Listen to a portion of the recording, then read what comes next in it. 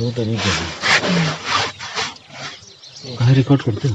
ध्यान नहीं रहता ना, बस ये नंबर वापस करना जी।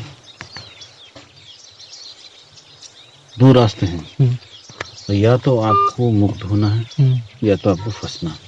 दो ही रास्ते हैं। ठीक हो गया? नंबर 8400। तो अब आपको चूज करना है। मुक्त होना। नहीं, मैं बता रहा हूँ, तो आपको चूज करना है। हेलो, एक्चुअली आपको किस मार्ग पर चलना है। जब आप ये चुनते हैं कि मुझे आध्यात्म में चलना है, तो लोग कंफ्यूज यहाँ रहते पे आया हैं। हुआ था, ये 150 रुपये लेता है, किसी और को करो 30 रुपये लेता है यहाँ तक आने के। हाँ, उस दिन तो जब आप बोलते हैं कि मुझे आध्यात्म मार्ग चलना है, तो लोग कंफ्यूज रहते हैं कि आध्यात्म में हम तंत्र मंत्र भी करते हैं और मुक्त भी हो जाएंगे। ऐसा नहीं होता। आप आध्यात्म का मतलब समझिए कि आध्यात्म मतलब ये है कि आपके आत्म उन्नति के लिए, आपके चित्त को सभी विकारों से दूर करने के लिए, और फिर अल्टीमेट ट्रुथ जो सनातन सत्य है उसमें आपको डुबोने के लिए, उसमें आपको सामना कराने के लिए प्रोसेस है जिसे आध्यात्म बोलते हैं। उसके अंडर में बहुत सारी चीज़ें आ जाती हैं, और अगर आप उसमें धन की साधना करते हैं तो फिर आप आध्यात्मिक नहीं हैं। अगर आप उसमें जिन्न की साधना कर रहे हैं, प्रेत परी भूत इत्यादि की साधना कर रहे हैं, तो फिर आप आध्यात्मिक नहीं कहलाए जाएंगे। आप उन्हीं की साधनाएं सिर्फ एक अनुभव के तौर पे करने के लिए कर रहे हैं। मुझे बस जानना है, मुझे सेटिस्फाई हो जाना है, ठीक है, कि ये ऐसा कुछ होता भी कि नहीं होता है। तो ये बहुत खतरे वाला मामला है, क्योंकि इसमें पढ़ने के लिए जो इच्छा हो रही है वो आपको इससे लाभ लेने के लिए ही हो रही है। ठीक है, आप अगर इतने सचेत हैं तो बहुत मुबारकबाद कि मैं इतना जागृत हूँ कि मैं बड़ी समझदारी से कर रहा हूँ और मैं छोड़ दूंगा। 99% कोई छोड़ नहीं पाता, क्योंकि उससे उसको जो है लालच पूरे होने लगते हैं, है ना। तो उसी प्रकार से देवी देवताओं का भी है। ठीक है, देवी देवताओं की जो है थोड़ी सी ऊपर हाई एनर्जी है, उसमें उसके अंडर में सारी चीज़ें आ जाती हैं। अच्छा, जब किसी देवी या देवता की उपासना करते हैं तो आपकी स्वयं की एनर्जी बहुत हाई जोन में वाइब्रेट करने लगती है। तो उसमें जो एनर्जी मतलब क्या होता, मैं कहता हूँ शक्ति है, और शक्ति क्या है, वो कुंडलिनी शक्ति है। तो उस पर जोर मारती है देवी या देवता की साधनाएं। और जब आप उस पर जोर मारते हुए साधनाओं को करते हैं तो आपकी चेतनाओं को ऊपर उठाती है ऐसे। ठीक है, तो जब आप ऊपर उठते हैं तो आप जितनी मायावी चीज़ें हैं उसमें फंसते नहीं। आप रहें उसी के बीच में, लेकिन आप फंसते नहीं हैं। आप फिर ये नहीं कहेंगे कि मुझे जिन्न की साधना करनी है, मुझे धन की साधना करनी है, या मुझे वो वशीकरण साधना करनी है। आप उन सब कष्टों में से होते हुए अपना रास्ता बनाते हुए आगे बढ़ रहे होगा, क्योंकि साधना मार्ग है। तो ये आप जान लीजिए कि कष्टों से भरा हुआ होगा, आसान तो नहीं होगा। ठीक है, और कष्ट वो क्या होते हैं, कष्ट वो अपने ही होते हैं, जो हमने सब बोया हुआ है पुराना, वो निकल के आ रहा होता है। क्योंकि आपके बोए हुए जो संस्कार हैं वो आपकी जेब में पड़े रहे और दूसरी जेब में आपको मुक्ति मिल जाए, ऐसा नहीं होगा। ठीक है, ऐसा होगा कि आपकी जेब से निकाल के वो फेंका जाएगा। ठीक है, जो फालतू की चीज़ें हैं वो आपकी जेब से निकाल के फेंक दी जाएंगी। तो जो वो निकलेंगी पुरानी चीज़ें तो आपके सामने आएंगी ना, किसी भी कष्ट के रूप में आ सकती हैं। आपको लगेगा साला साधना मार्ग बड़ा बेकार है यार, हम तो ईश्वर के उसमें घुसे थे और यहाँ साले कष्ट आ रहे हैं। अच्छा, अगर साधना नहीं करेगा तो कष्ट वैसे भी आने हैं, हो सकता है और खतरनाक रूप में आए। ठीक है, क्योंकि वो पुराना है, वो तो निकलना ही है। साधना से जल्दी हिसाब किताब क्लियर हो जाएगा। तो जब क्लियर होने लग जाएगा तो एक टाइम ऐसा आएगा कि वो सारा बोझ निकल चुका होगा, हल्के हो चुके होंगे, पुराना कुछ बचा नहीं होगा, तो मन कहीं फंसा नहीं होगा। तो सारी चेतना का जो ऊर्जा है वो एक ही तरफ लगेगी, उस परम की तरफ, और आपको लगानी नहीं पड़ेगी, लगेगी ऑटोमेटिकली। आपको कुछ करना नहीं पड़ेगा उसके लिए, क्योंकि आपकी जितनी गंदगी थी आपने उतार दी नीचे, तो आपकी चेतना ऊपर ही बहेगी ना। अब आपने गुब्बारा बांधा तो हुआ ना नीचे, अब काट दिया तो ऊपर ही उठेगा वो। तो धीरे धीरे ऊपर उठते ऊपर के केंद्रों तक आएगा, तो आपकी बस एक ही धुन रहेगी। जैसे साधु सन्यासी अपने एक ही धुन रमाए रहते हैं, राधे राधे या जो भी है, और उसी धुन में रहेंगे आप। फिर सोचेंगे विचारेंगे नहीं, आपको पता रह जाएगा क्योंकि लॉजिकली तो हम इस चीज़ को नहीं सिद्ध कर सकते हैं कि कैसे होगा क्या होगा।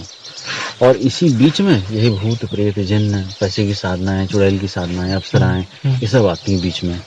क्योंकि ये मार्ग है ना, वहाँ तक पहुँचने का ये मार्ग है, जैसे बता रहा था मैं, बाबा तक पहुँचने के बीच में ये सब रास्ते में पड़ेगा, लेकिन आप उस लालच में फंस गए क्योंकि आपका उद्देश्य बहुत ओछा था, बहुत छोटा था। अगर आपका उद्देश्य वहाँ है सेंटर पे बैठा हुआ बाबा, तो आप बीच में पढ़ने वालों को तो ध्यान नहीं देंगे, कितना ही कष्ट हो जाए कुछ पता ही नहीं चलेगा। आ रहा है ठीक है भाई, हम तो आगे जा रहे हैं, तो वो भी रास्ता देते हैं आपके बल के सामने कि चलो यार मजबूत बल वाला है, इसको रास्ता दो और आगे जाओ। तो वही चीज़ें हमारे संस्कार में भी हैं कि हमने कहीं ना कहीं ऐसे पाप किए हुए हैं, कहीं ना कहीं ऐसे पुण्य किए हुए हैं, जिसके माध्यम से हम अच्छा बुरा करते करते आगे बढ़ रहे हैं। और पता नहीं कौन सी कृपा रही होगी जिसकी वजह से आप जो है यहाँ पे आश्रम में कुड़ारी चढ़ा रहे हैं, फावड़ा चला रहे हैं, है ना, सेवा कर रहे हैं, या किसी गुरु की वाणी ही सुन रहे हैं। तो वाणी सुनते भी अंदर बहुत कुछ होता रहता है ना। अगर ऐसा हो रहा है तो किसी न किसी कहीं ना कहीं कुछ ऐसी चीज़ें हुई हैं, चाहे सेवा रही हो, चाहे खुद की साधना सिद्धि रही हो, वो ऐसा रहा होगा जो आप इस समय ऐसे भाव में बैठे हैं। ठीक है, और आध्यात्म की बातें हो रही हैं। अगर ये नहीं होता तो आप और हम ऐसे बैठे ही नहीं होते, हम आध्यात्म के बारे में बात कर ही नहीं रहे होते। मैं अभी इससे बोल रहा था कि चलो ये सारी चीज़ें तो हैं, लेकिन यह है कि आश्रम में लोग जो हैं अपनी हृदय भाव से जुड़े हुए हैं, किसी को बोलना नहीं पड़ रहा है, कह रहे हैं चलो मैं ये कर देता हूँ, मैं वो कर देता हूँ, है ना। तो ये कहीं किसी का कोई लालच या लोभ नहीं लगता मुझे, ये लगता है कि अंदर से ही आ रहा है तो वो कर रहा है व्यक्ति। तो ये अगर हम फंसते हैं किसी चीज़ में, तो ये हम ये समझ लें कि हम आध्यात्म मार्ग में नहीं, क्योंकि ऐसी तो बहुत सारी अनगिनत चीज़ें हैं। अभी एक लड़का था, वो जो लड़का मेरी उस पर यूट्यूब पे बुराई नहीं कर रहा था,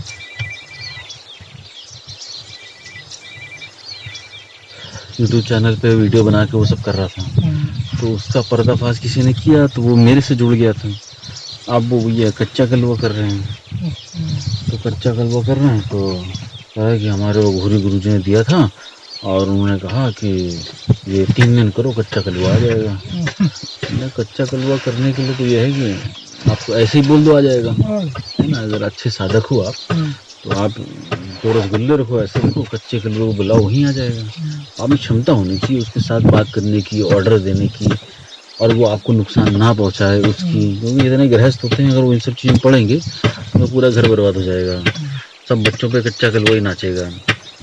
तो मैं इसीलिए जो है इस सब चीज़ों को ज़्यादा डिस्कस करता नहीं, क्योंकि बोलने से जो है इफेक्ट मारने लगते हैं। तो ये तो उसने कहा कि वो मुझे जो है 1 दिन हो गया लेकिन कुछ हुआ नहीं है, 2 ही दिन बचे हैं। तो मैंने रात 11-12 बज रहा था, तो मैंने कहाँ करते हो, उसने कहा मैं घर पे ही करता हूँ। तो घर उसने अलग कहीं ले रखा था, एक कमरा कहीं खेत वेत के आसपास बना रखा था साधनाओं के लिए। तो उसमें क्या था, उसमें इंसान के बच्चे की मिट्टी लाके और उसका पुतला बना के उसको ऐसे करना, खून के छींटे देना, ये सब करना। तो इस तरीके से फिर वो उनके काम करे। ठीक, अच्छा, अब जब आप इन सब चीज़ों में इन्वॉल्व होते हैं, मान लीजिए वो सिद्ध हो गया, मान लीजिए वो आपके काम करने लगा, तो वो क्या करेगा, जब आपका कोई नौकर हो जाएगा तो आपको अहंकारी तो बनाएगा ही नहीं, बनाएगा। ठीक, कभी मौका मिलते बुराई का। और दूसरा ये है कि वो आपके अपने भाई बहनों से लड़ाएगा, ये नहीं सुन रहा, अच्छा किया तू कैसे, ठीक। तो आप में सहन शक्ति खत्म हो जाएगी, आपके अंदर धैर्य खत्म हो जाएगा, आपके अंदर नकारात्मक जो शक्तियां हैं उसका जोर ज़्यादा आने लगेगा, क्योंकि जिस प्रकार की आप साधना करेंगे उसी प्रकार की आप ऊर्जा को साथ में लेके चलेंगे। ठीक है, तो उसके बाद फिर क्या हुआ कि मैंने उसको बोला कुछ चीज़, तो मैंने कहा ऐसे ऐसे कर लेना, हो जाएगा। तो 3 दिन बाद जो है, 4 दिन बाद उसका कॉल आया, कह रहा वो आपने बताया था तो जो है वो आ गया था, 1 दिन से नहीं आया था, लेकिन जैसे आपसे बात हुई उस दिन रात को जो है 2 बज रहा था करीब, वो आ गया था, और जैसे आपने पोजीशन बताई थी वैसे ही पोजीशन में खड़ा हुआ था, लेकिन वो कुछ कर नहीं रहा है, सिर्फ खड़ा ही रह रहा है। मैंने भैया अपने गुरु से पूछा, मैं ज़्यादा इंटरेस्ट है। तो फिर खैर उसने गुरु ने बताया नहीं बताया बात अलग है। लेकिन मेरा कहने का समझाने का मतलब ये है कि आप अगर इन साधना में उतरना चाहते हैं तो ये बहुत छोटी साधना है।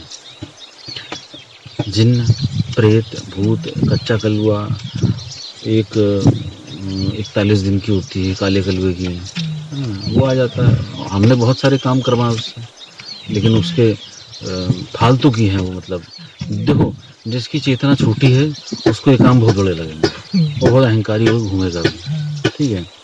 लेकिन जिसकी चेतना नीचे सेटिस्फाई नहीं होती है, उसको आगे बढ़ना है, वो उसको ये काम अच्छा नहीं लगेगा। सिर्फ इतना सा कहना है। क्योंकि मैं भी जब करता था तो मेरे अंदर बस यही आता था, अब क्या करें, अच्छा ये मेरे लिए क्या सोच रहा होगा, एक काम करो, ये कर दो, इसके साथ ऐसा कर दो, वैसा कर दो, ऐसी ऐसी चीज़ें आती थी। क्यों? क्योंकि वो छोटा आदमी है, उसकी छोटी सोच है, वो छोटे ही काम कर सकता है। बीवी है तो कहीं से पीर ले आई, पीर जिन्न ले आई, उसको कोई पीर बाबा के पास चली गई, पीर बाबा ने कहा ये लो बेटा जिन्न ले लो। अब जिन्न मिल गए तो जिन्न से जो है वो काम करने लगी। अब क्या होता है, मेरे सामने आती हैं, ये मेरे से बात करती है तो उनका बीपी डाउन हो जाता है। हाँ, वो कोई ऐसा व्यक्ति आता है शिव की उपासना करता है तो घबरा जाती हैं। तो नीचे ऊंची शक्तियाँ सिर्फ आपको छोटी छोटी चीज़ों में ही फंसा रखेंगी। तो अब जैसे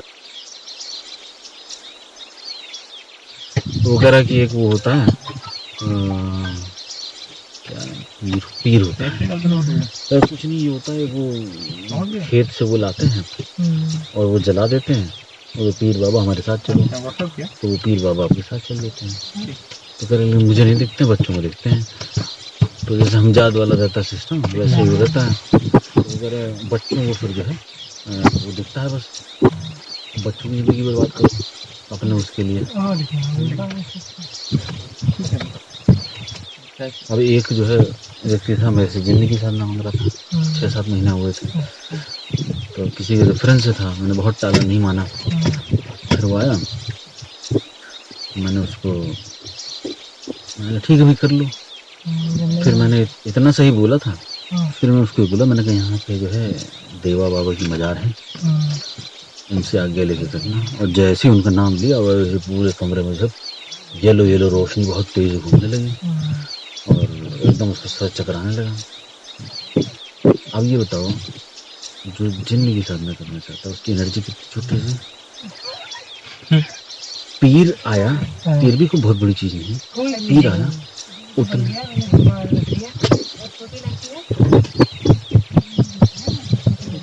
थोड़ी सी चीज देखनी पड़ेगी। यहाँ बैठे रहो, देखिए अपने मसाले वाली नहीं थी, मुझे नहीं दिखी।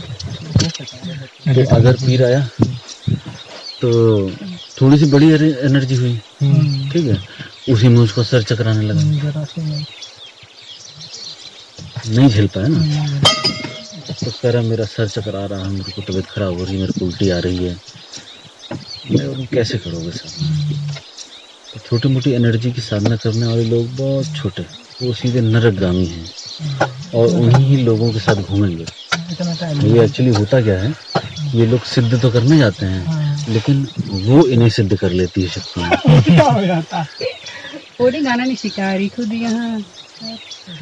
तो उसमें क्या होता है कि अब कोई अगर जैसे व्यक्ति का था क्या, विकास नाम था क्या, तो वो अगर व्यक्ति से हाथ बांधे खड़ा है तो आप हर जगह जाएगा, वो कोई भी जगह छूटेगी नहीं।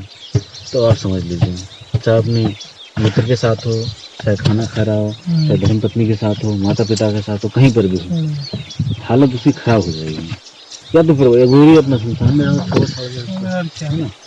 तो ये अलग अलग केसेस हैं और मैं तो सिर्फ सही मार्ग बताना चाहता हूँ। उसी के लिए हमारा इतना टाइम है। क्योंकि छोटा मोटा सिद्धि शुद्धि जो है आपको करनी होगी तो मैं करा दूंगा, कोई बात नहीं। कर ले भाई सरदार, तो मौका मिल रहा है, जब तो है करनी ही है। हमारा जिसके लिए वो गुरु जी को पता है कि मतलब कौन भूत पे जिन जला रही है, भूत नहीं है, जिन्नी जिन्नात मजाक। तो ये वो फिर आपने बोला नहीं है, ये वो अपने मरने के बाद आपको ले जाएंगे अपनी नानी में। हाँ तो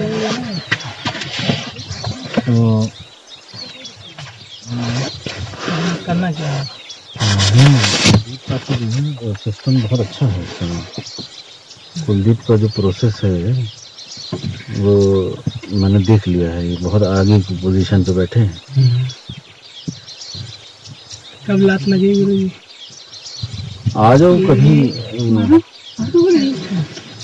ये भी कुछ जो है अपना सिस्टम सेट करके थोड़ा सा आओ, मेरी जेल में कैद रहो। उसके लिए मेरे पास बैठना पड़ेगा ना। हाँ वो तो है ही, वहाँ यहाँ थोड़ी मैं कपड़े पे गुरु जी कुछ करो। गुरु जी कहेंगे ऐसा कर, तू बैग लेके यही आ जा, मैं यही कराता हूँ। नहीं है गुरु जी, ये ऐसा बहुत बड़ी चीज है। मतलब आपके जन्मों के संस्कारों को समाप्त करने की स्थिति बन रही है। ठीक है गुरु जी, लगभग कितना समय अंदाजा? मैं उसी के हिसाब से थोड़ा सेट वेट कर लूंगा, या टन पे आते रहे तो थोड़ा दिक्कत कम लगेगी। हाँ, जल्दी जल्दी आओ, 10-10 दिन के लिए। हाँ वही है, तो ज़्यादा अच्छा है। मेरे 1 महीने के लिए आ जाओ। 1 महीने में 10-10 दिन के। नहीं, मैं कह रहा हूँ अगर एक साथ आ रहे हो तो 1 महीने के लिए आ जाओ, बस। और अगर वैसे आ रहे हो तो कम से कम 10 दिन के लिए तो आओ। हाँ, ऐसा करते हैं ये है कि मैं 2 महीने, जैसे महीने में 10 दिन आ गए, फिर एक करते ना करते उन्हें आदत पड़ जाएगी। हाँ भाई आदत जान लगी है 10-10 दिन के लिए, तो एकदम मैं बता दूंगा 1 महीने बाद आऊंगा मैं, तो फर्क नहीं पड़ेगा फिर। नहीं, क्योंकि वो दिक्कत है ना। फिलहाल तो 10 दिन का एक बार प्लान बनाओ। जो अच्छे साधक हैं पुराने वाले, नवरात्र में आ रहे हैं, अगले महीने है नवरात्र, उसी में आ रहे हैं। सबसे नीचे तो गुरु जी मैं हूँ। ये बढ़िया गुरु जी, टेंशन में जीते रहते हैं भैया। सबसे नीचे नहीं, ये एक ही कैटेगरी है एक्चुअली, जिसके ये कागज हैं फिलहाल, और बाकी सब सेम है। हम सब वो हैं, बाकी सब सेम कैटेगरी है। मतलब उसमें ऊपर नीचे चलता है, लेकिन मैं उसको एक ही पैकेट मान के चलता हूँ, है ना। कि मतलब वो तैयार तो है जाने के लिए, कहीं ना कहीं अड़ंगा है, थोड़ा बहुत कहीं मन अटका हुआ है, वो सबका दिखता है कहीं ना कहीं। तो वो भी हो जाएगा, आते आते हो ही जाएगा। लेकिन जिसको मैं ये बोलूँ कि ये गुब्बारा फूटने की स्थिति में है, ये भी मुझे तो यही लगता है। क्योंकि मैंने देख लिया ना इसको, कहीं कहीं जहाँ ये बैठा है वहाँ मैंने इसको देख लिया एक्चुअली। एक दिन उस दिन मैं सभी को देख रहा था, तो वहाँ कुलदीप को मैंने बैठे के देख लिया। तो मैंने उस दिन बोला भी था इसको, या फोन पे बोला था, या बोला था। हाँ, आपने गुरुग्राम में भी बोला था कि अगर मैं तो होना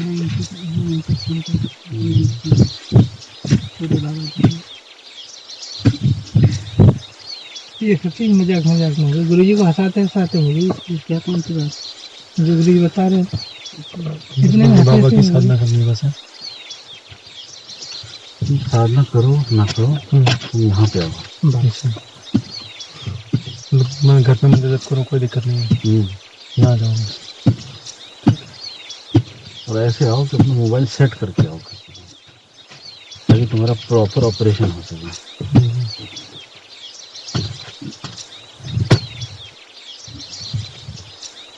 क्योंकि एक्चुअली मैं कुछ कहना चाहता हूँ, कुछ करना चाहता हूँ, फिर उसमें जो है ऐसे अगर अड़ंगा आता है ना, तो फिर मैं कर ही नहीं पाता हूँ, मेरे अंदर से रुक जाती चीज़ें।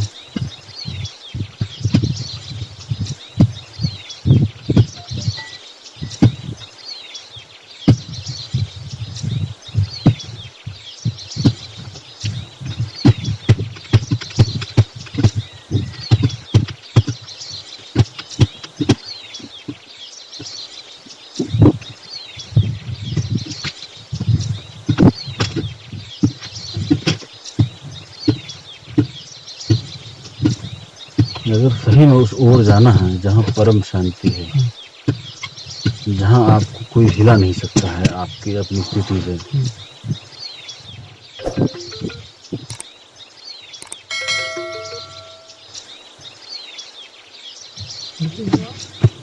नहीं, ये जज्बीर लड़का है, चाटता ज़्यादा, मैं बात नहीं करता हूँ, उसी को दे देता हूँ। नहीं सही है, और क्या। वो ठीक भी झेल भी लेते हैं, चट चट के तो पतले हो गए। मैं बात वो भी नहीं करना चाहता है, लेकिन मेरी प्रॉब्लम ये है कि तो जिस चीज़ से भागता है मैं उसको वही चीज़ देता हूँ। ये लो करो। तो आपको कोई हिला ना सके, आप सोच समझ ना सको, आपकी स्थिति वैसी हो जाए जैसे इसकी हल्की सी झलक शिवाजी को मिली थी एक बार। वो मुझे भी मिली थी, ये मेरे पूछे तो क्या हुआ, मतलब 3-4 दिन तो होश ही नहीं था, हो क्या रहा है। मैं घर पे जाके बैठा हूँ, क्या हो गया, ये तो ऐसे, मैंने कहा कुछ नहीं, फिर चुपचाप क्यों बैठे हो। मैंने कहा मैं चुपचाप तो बैठा हूँ, दिक्कत क्या तेरे को। 3-4 दिन ऐसा लगा खूब कुछ है ही नहीं, सामने दिख रहा। मुझे जैसे एयरपोर्ट से मिलके गए थे ना, तब तो था मतलब कुछ, मतलब यहाँ से नीचे से यहाँ तक ऐसा लगा कुछ जल रहा है, मतलब एक हीट सबके साथ था, मतलब काफ़ी बहुत देर तक होटल में रुके थे मैं, ये मुकेश तो था। और जैसे वो अगले दिन भानगढ़ गए तो मैं आगे था, तो पेड़ का कुछ हिस्सा हिला और मुझे ऐसा लगा कि वहां से कुछ चीज आई और एकदम से जैसे हमारे आसपास आई तो कुछ अलग सा एहसास हुआ। तो ये था, मैंने कहा देख यहाँ पे कुछ आया यदि है। आपको यह वीडियो अच्छा व ज्ञानवर्धक लगा हो तो सभी मित्रों के साथ शेयर करें और वीडियो को लाइक और सब्सक्राइब करना ना भूलें, क्योंकि ज्ञान बांटने से बढ़ता है। काल भैरव ध्यान संस्थान के अंतर्गत भगवान भैरव के मंदिर व आश्रम निर्माण में आपका सहयोग आवश्यक है। डिस्क्रिप्शन में दिए गए पेटीएम या गूगल पे पर अपना सहयोग अवश्य करें। धन्यवाद।